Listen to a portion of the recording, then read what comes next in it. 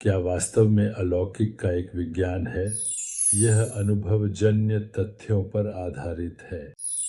दूसरे शब्दों में, यह भौतिक दुनिया को वास्तविक मानता है। क्या वास्तव में अलौकिक का एक विज्ञान है? ऐसा लगता है कि हाँ, जो कुछ भी हम कल्पना करते हैं और विश्वास करते हैं, हम उसे अपनी व्यक्तिगत वास्तविकता के रूप में प्रक्षिप्त करते हैं।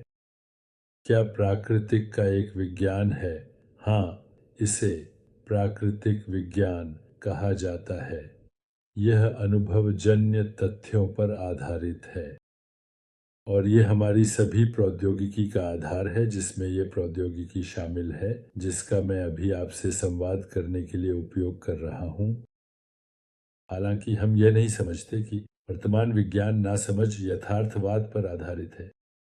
दूसरे शब्दों में, यह भौतिक दुनिया को वास्तविक मानता है, जबकि वास्तव में यह एक प्रजाति विशिष्ट संवेदनात्मक गतिविधि है जो मानव मस्तिष्क और अवलोकन उपकरण का उपयोग करती है। लेकिन कौन या क्या अवलोकन कर रहा है, इस पर कभी चर्चा नहीं की जाती। अवलोकक पर कभी वास्तव में चर्चा नहीं की जाती। तो अनुभवजन्य तथ्य क्या है? अनुभवजन्य तथ्य बस अवलोकनों पर प्रजाति विशिष्ट सहमतियां हैं जो कुछ प्रोटोकॉल का पालन करती हैं और वे हमारी वीआर अनुभव बढ़ाते हैं। हम पहले से ही उस आभासी वास्तविकता में हैं। हम एक सामूहिक स्वप्न भूमि में काल्पनिक पात्र हैं और हम विज्ञान और प्रौद्योगिकी के माध्यम से भ्रांति को उन्नत कर सकते हैं।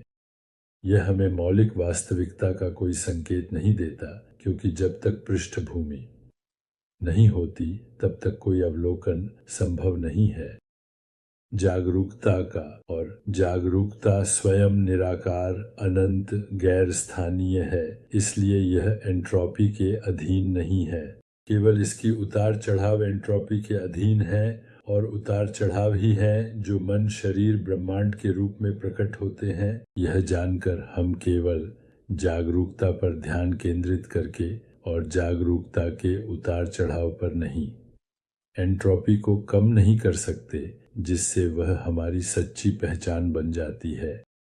और वास्तव में, क्योंकि जागरूकता निराकार है, हम इसे कुछ समय के लिए उम्र को उलटने में भी बदल सकते हैं। इसे देखें।